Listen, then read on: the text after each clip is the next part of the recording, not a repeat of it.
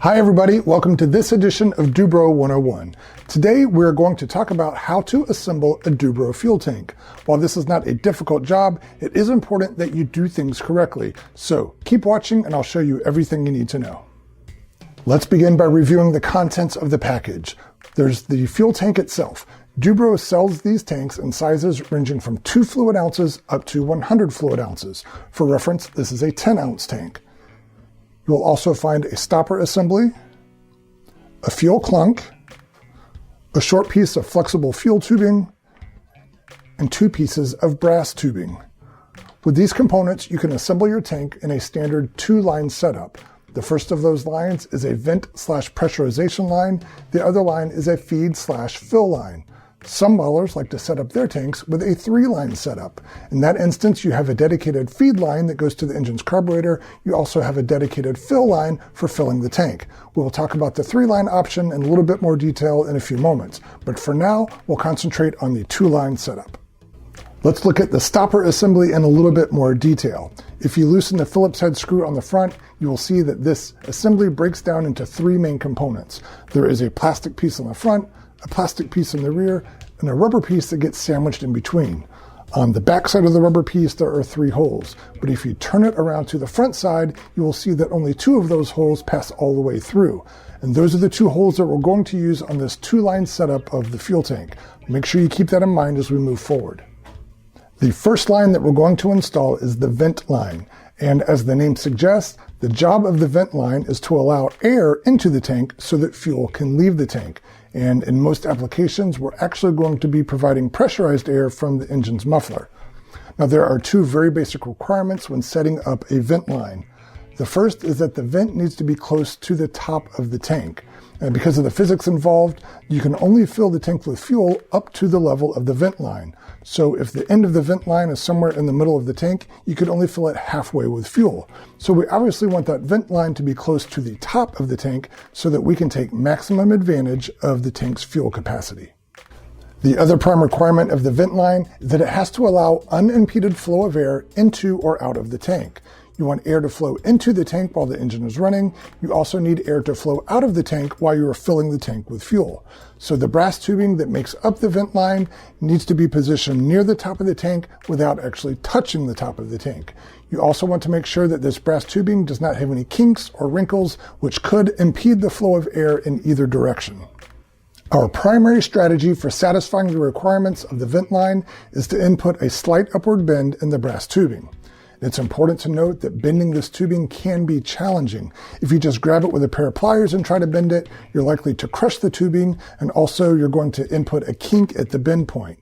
The good news here is that Dubro makes a tool which is designed specifically for the job of bending tubing, and it's called a tubing bender. The brass tubing included with this 10-ounce tank has a 1/8 inch outside diameter, so I've selected a tubing bender which is designed for 1/8 inch tubing. I simply insert the tubing into the channel on the tool, and I'm going to position the tubing so that there's about 3/8 of an inch visible on the opposite side of this brass wheel. And once the tubing is in place, I'm going to lift up one of these arms to about 30 degrees to input the bend. And now I remove the brass tubing, and you can see that there is a nice clean bend with no kinks and no crushed areas of the tube. And that is exactly what we're looking for. The bend in your vent line does not have to be very precise. That is because we're going to add a piece of flexible tubing to the end of the brass tubing. The trick here is that we're going to add a notch in that flexible tubing. The notch will ensure that there's a gap which allows flow in and out through the vent line, even if the tubing is pressed up against the top of the tank. Using a sharp razor blade, cut a piece of fuel tubing that is 1/2 inch to 3/4 of an inch long. Now, place the blade on the end of the fuel tubing and begin to bisect the tube. Once the blade has gone about 1/8 of an inch into the tubing, twist the blade so that it exits through the side of the tubing. Once this cut is complete, you should have a notch missing from that end of the tube. Now, place that piece of tubing onto your brass vent line and orient the tubing so that the notch is on the inside of the bend in the tubing. Now we can insert the brass vent line into the rubber stopper.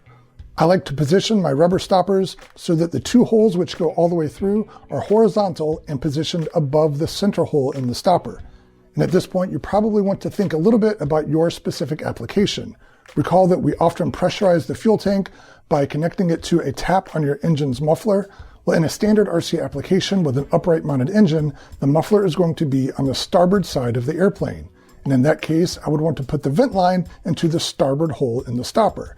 And in that way, the line going from the vent line to the muffler does not have to cross over the feed line going to the carburetor. That helps keep things a little bit cleaner and easier to manage. Push the brass tubing into the rubber stopper from the back to the front. Obviously, the rubber stopper is a tight fit on this brass tube, but you should be able to push it through without too much difficulty. If you are having a hard time, you can add a drop of 3-in-1 oil to help loosen things up. Now push the tubing through until at least 3/4 of an inch of the brass tubing protrudes from the front of the stopper. Ensure that the tubing is oriented so that the bend in the brass tube points upward when the stopper is positioned in the tank. Now we're going to create the feed line for our fuel tank. The feed line consists of a piece of brass tubing, and this will be inserted through the other through hole in the rubber stopper. Connected to this brass tubing will be a length of flexible fuel tubing, and connected to the other end of the flexible fuel tubing is a metal piece called the clunk. The job of the clunk is to move around inside the fuel tank to ensure that the feed line picks up fuel no matter what orientation the airplane is in. The trick here is to get that length of fuel tubing to a length that positions the clunk near the back of the tank, but we can't have that fuel tubing too long, which could cause the clunk to bind in the back of the tank. The way I do this is I position the stopper on top of the tank and I hold the clunk near the rear of the tank. This allows me to estimate the length of flexible fuel tubing that I will need to connect these two components. Once you have cut your flexible fuel tubing, you can then assemble the pieces together. You will then want to test fit it by inserting the stopper into the tank. Now obviously in this example, things are easy to see because I've cut a portion of the tank away for visibility. But even in an unmodified tank, you will be able to see the clunk through the plastic. Now remember that we want the clunk to be positioned at the back of the tank, but we also have to make sure that the clunk does not get stuck no matter what orientation we hold the tank in. If you need to make any adjustments, you can slide the flexible fuel tubing fore aft on the brass tubing. Now that we have worked out the basics of our vent line and our feed line, it's time to reassemble the stopper assembly. And to do that, we're actually going to need to undo a little bit of the work that we did on our vent line and feed line. More specifically, we're going to be temporarily removing the flexible tubing from the brass tubing. And we just spent a lot of time figuring out the correct positions of those flexible tubes. So before we remove them, we're going to mark their positions with a fine point marker.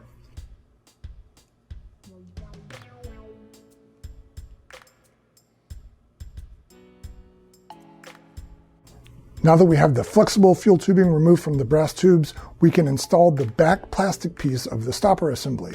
Now remember that the boss on this piece faces away from the rubber stopper and towards the inside of the tank. And we install this piece by sliding it over the brass tubing.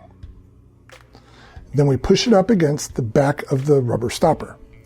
And once we have the back piece in place, now we can install the front piece the same way. We simply slide the holes over the brass tubes and then push it to the front of the stopper. With both plastic pieces in place, we can now install the screw into the center hole. And then we want to turn the screw just enough to engage the back plastic piece, but we want to be careful not to turn the screw so much that it begins to compress the rubber stopper. Once that is together, we can reinstall the flexible tubing onto our brass lines. We want to be careful to push the tubing up to the lines that we drew just a minute ago. We are now ready to insert the stopper assembly with the vent line and feed line into the fuel tank. And the first part of doing that is to do a quick inspection on the stopper assembly. The rubber part of the stopper is what seals the tank to prevent leakage, so we want to give it a quick once over to make sure there's no physical damage. We also want to check for things like hair or dirt that could create a leak path. The next thing we want to check is that the vent line is oriented correctly with the bend pointing upward, and then we're also going to check that the feed line is positioned correctly on the brass tubing. Everything looks ready to go, so now we can insert the stopper assembly into the tank. So once again, we're going to make sure that the stopper is oriented correctly, and then we'll push it until it is fully seated on the tank. And once the stopper is in position, We can seal it by turning the screw on the front. Now, it doesn't take much here. Usually just 1 or 2 turns is all you need. So turn it a little bit and then give it a quick pull test to make sure it's snug. Now the tank is complete, and we're going to do one more final check. We'll hold the tank up to the light and make sure that the vent line is positioned near the top of the tank. We'll also verify that the clunk is at the back of the tank and that it does not get hung up no matter what orientation we hold the tank in. In many cases, you will not need the full length of the brass tubes that are included with your fuel tank. And you can shorten these tubes by rolling them on a table while holding pressure with a sharp knife or a razor blade. This will score the brass tubing, and then when you bend the tubing, it will break along that score. This method will leave a little bit of a jagged edge behind that you will want to clean up. And you can do that with a sharp hobby knife or sandpaper, but I actually like to use a set of small jeweler's files for this job. Dubro fuel tanks are compatible with either glow fuel or gasoline. You just have to make sure that you are using the correct stopper and flexible fuel tubing for the fuel that you have. Tanks that are sized from 2 ounces up to 24 ounces include a stopper and fuel tubing that are compatible with glow fuel. So if you want to use gasoline in these smaller tanks, you need to get the gasoline stopper and Tygon fuel tubing. Tanks that are sized from 32 ounces to 50 ounces include both the glow stopper and the gasoline stopper, and also both types of flexible fuel tubing. Tanks that are 60 ounces and larger include the stopper and fuel tubing for gasoline. I mentioned before that some modelers like to set up their fuel tanks with a 3-line system. This gives them a dedicated line just for filling the fuel tank. If you want to set up a 3-line system in your tank, you basically need to add another feed line. So you'll need another section of brass tubing, more flexible tubing, and another clunk. The brass tubing for this fill line will go through the 3rd hole in the rubber stopper. Now, because that hole does not go all the way through the stopper, you'll need to give it a little bit of help to protrude through the other side. And once you have this fill line installed in the stopper assembly, the remaining steps for completing your fuel tank are the same as with a 2-line system. Now, one thing to watch out for with a 3-line system is that the fill line has to be completely sealed when you're not filling the fuel tank. I hope this video has given you a better understanding of how to assemble a Dubro fuel tank. Be sure to check out our other Dubro 101 videos and also subscribe to this channel so that you do not miss out on any upcoming videos. Thanks for watching.